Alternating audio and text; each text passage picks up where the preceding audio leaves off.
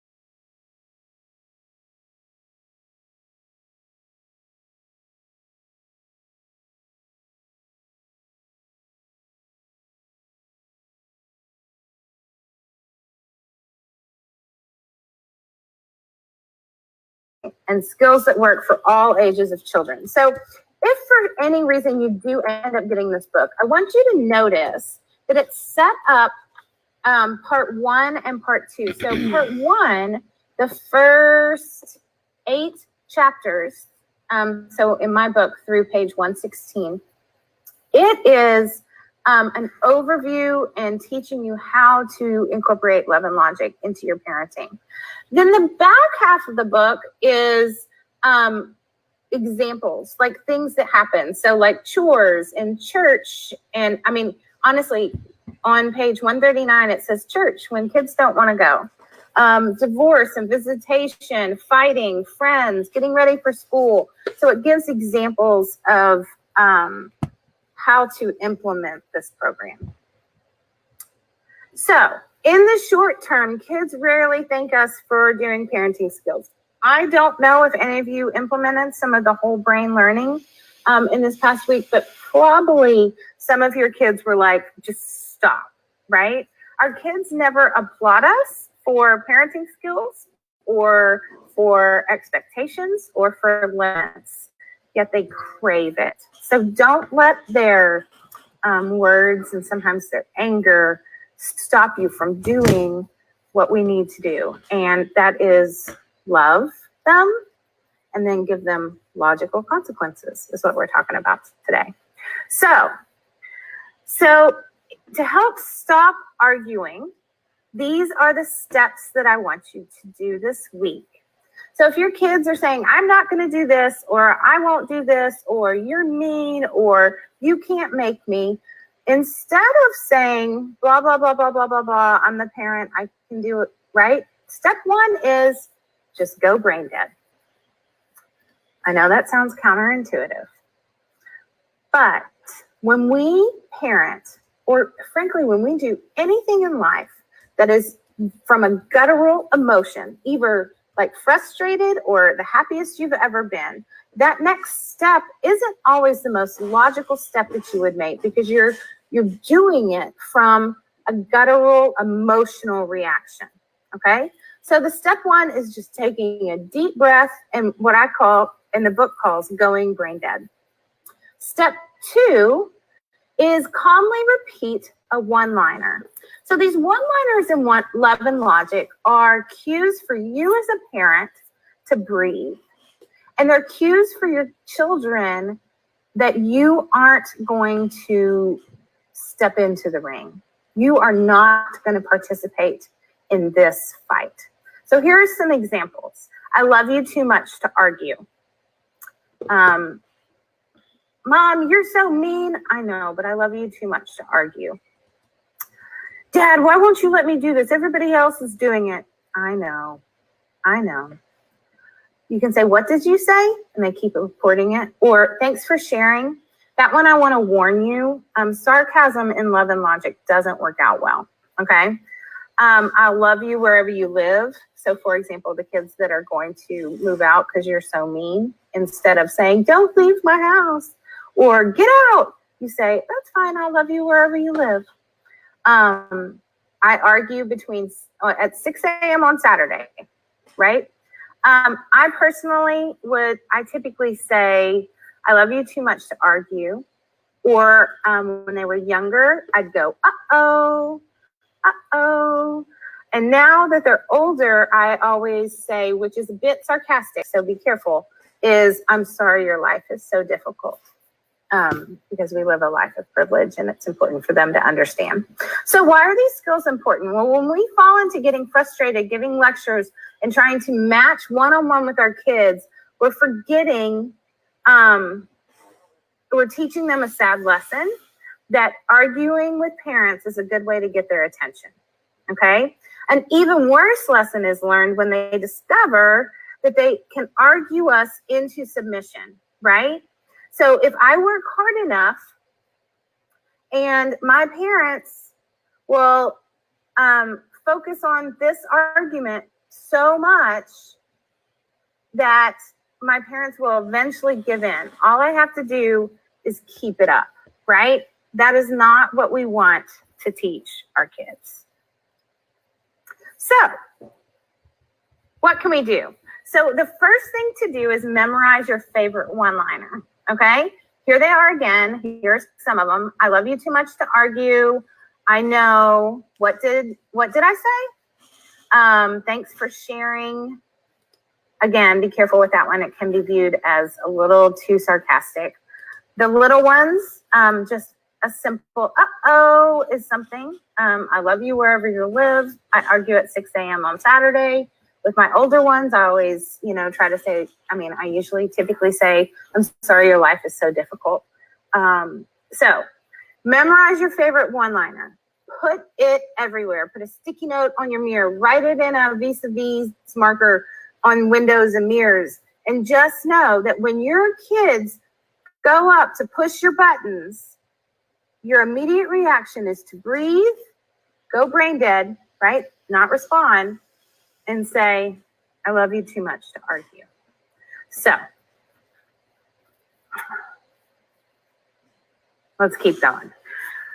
One of the reasons for this is that relationships are built on love and trust, okay? And if we show our kids that we trust them to make decisions, it only helps our relationships, right? The closer we feel to somebody, the more devastated we are when we do something that they approve of, right? Like, I think we all can say that when growing up, when my mom would say, I'm disappointed in you, it was worse than her yelling at me, because I can tune out the yelling, like bring it, right? Especially as a teenager. For her to be quiet and say, I'm really disappointed in you, we're going to talk through your actions later, that would bring me pause, okay? A loving relationship gives consequences their power. That being said, we've got to breathe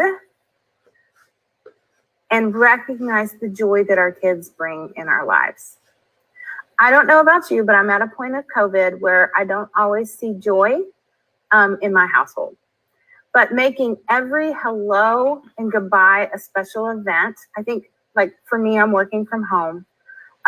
Recognizing that seeing them is a big deal, that they were a part of my life. And when they walk in the room, I'm happy to see them, right? So at least once a day, notice something special about them.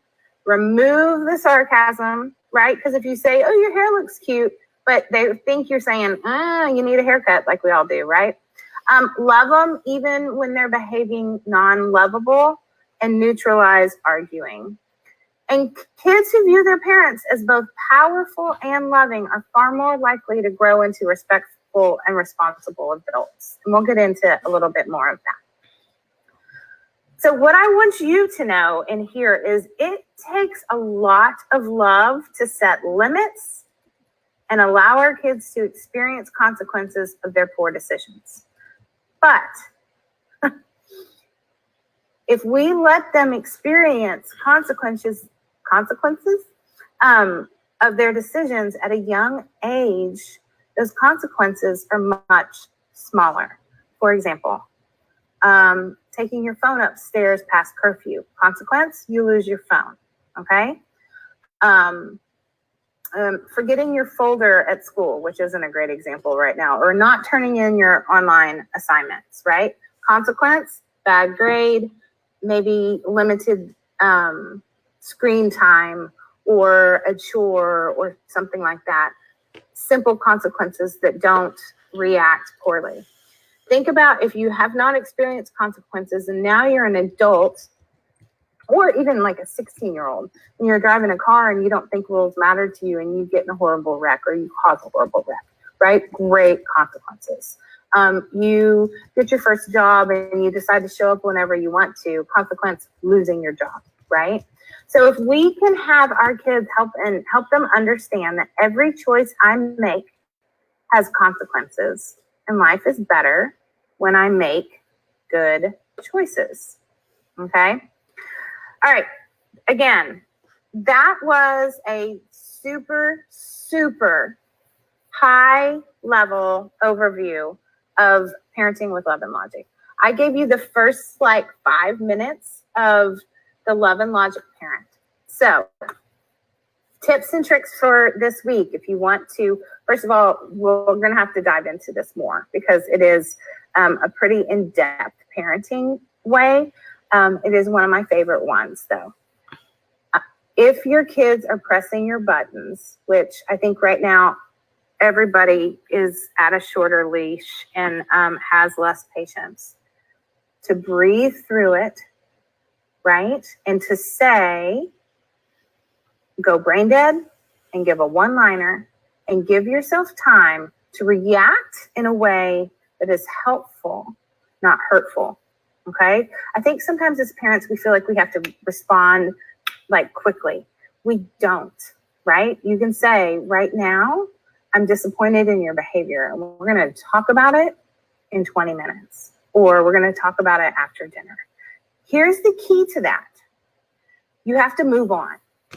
You can't at dinner keep staring at your kid like they're the bane of your existence, right? You just move on. You love them through their mistakes, and then that gives you time to calm down and help create a logical consequence. And that's in the back of this book. It has tons of logical consequences. So what I thought would be a good resource from our Sticky Faith book tonight was their chapter 3, and it's talking about handling mistakes, okay? Especially as Christians, when we talk about faith, sometimes I feel like we don't give ourselves permission to make mistakes in our faith. But she talks about in this book the G's of making mistakes and how to overcome them as a family, okay? So good. We are created in God's image, and God was pleased with us. We are created to be good, okay? Guilt. Our sin, our guilt has separated us from God. Grace. God couldn't stand that separation, so God sent Jesus so we might have real life in the present and eternal life with God. God's people. We live in community, experiencing and advancing the kingdom with our brothers and sisters, and gratitude. We serve and obey and practice, not to make God like us more or love us more, but because we're grateful for all that God has done with us. What this was talking about is sometimes Christians can have a toxic view of faith. For example, that we believe that once we become a Christian, that everything becomes simpler or easier, and that's not the truth, right? And especially our young people need to know that God is bigger than our mistakes, that God loves us through our mistakes. And so if we look through these G's, the good, the guilt, the grace, God's people, and the gratitude, we can recognize that God's grace is bigger than anything that we could ever imagine. So again, the 5 G's of the gospel is something that when our kids make a mistake, because they will, or when we make a mistake as a parent, because we'll do that too, that it is time where we can breathe and move on and recognize it and learn from it and be better because of it, but move on. In this chapter, it talks about a kid named Rebecca who, when she went to college, she grew up very Christian, went to church every Sunday, and then she went to college and kind of went a little crazy. And when she went to parties and stuff, she kind of called it her Jesus jacket. Like, she would disconnect herself from her faith and party it up and then get up the next morning and go to church and put her Jesus jacket back on. and what's important for all of us to understand. And that can be for little kids, right? Like temper tantrums, and that you're not, then you can think in your head, like, I'm not good enough to come to church, or I don't deserve Jesus's love. All of that we can throw out the window as parents, because we know that God's grace is bigger than any mistake. This chapter and these 5 G's of the gospel is something that I think can really help us, even ourselves as parents, especially connect with our own mistakes and breathe through them and let us move on. Okay, so now what I'm going to do is switch to another screen and start answering all your Q&As from this, and we'll have about 5 to 10 minutes of the Q&As. Thanks so much. I'll see you in a second.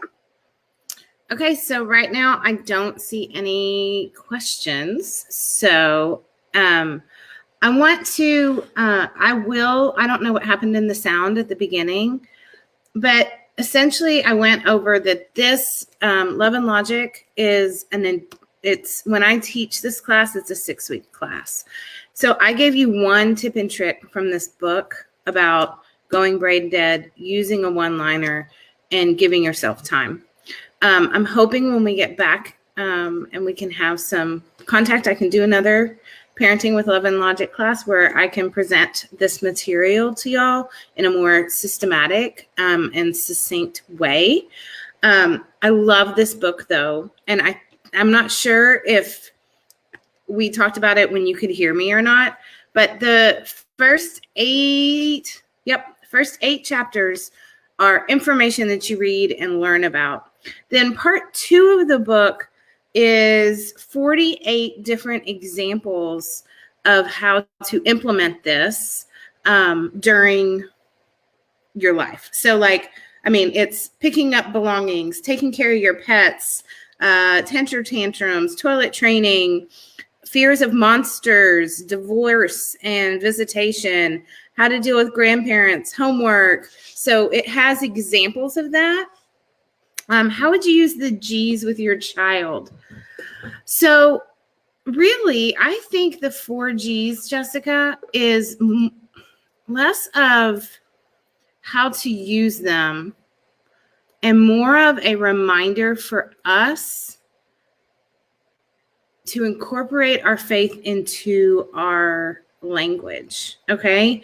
So if we go back to those G's, like if a kid throws a tantrum and they think then like we don't love them anymore, right? Because especially younger children, I'd say 6 and younger, that 6 can be a interesting, about 6 and younger. They're so black and white and concrete that they do something bad, then they believe they are bad, right? And so this faith component is reminding us and our children that God created us in God's own image and we are children of God. And because of that, we are good. We might make bad choices, but in ourselves, we are good. Does that help you? Grace, I think we all just need grace in our lives. We need to be able to give our kids grace. We need to give ourselves grace. And then we experience grace. The other thing that I'm seeing like with some of my teenagers is like simple, we all do it. Let's be real. Judgment. Like, oh, they say they go to church, but I saw them do this. Or they say they do this, but I saw them do this. I think we do it as adults too. We just don't talk about it as much. But giving grace to others. I saw a mom when I went for a walk and her kids were playing on the playground next to the sign that says the playground's closed. And like my first gut reaction was, girl, you're not supposed to be on the playground. But I chose to take a minute and give her grace. I don't know what kind of day she had. Like, she might have just needed to put her kids on the playground for a little bit. So I think that's the kind of stuff that this Sticky Faith, same with the Love and Logic book, it has It's 13 chapters, and each one does a little bit about how to incorporate faith into your life. Like, I'm honestly going to write those 5 G's of the gospel up on my fridge, both for my kids to remember and for me to remember, because lately there's been a lot of grace that has needed to happen in our house, both from parenting and from children's perspectives. But see, and then in that G's, right, you have grace, then God's people, and then gratitude. And so if we can live out all those things, it can transform our day-to-day lives. So I'm going to try to go back and see what we missed. I think my computer was muted for some reason. I thought I unmuted it. I could hear it, but, whatever. Y'all are not here for the value of my production skills.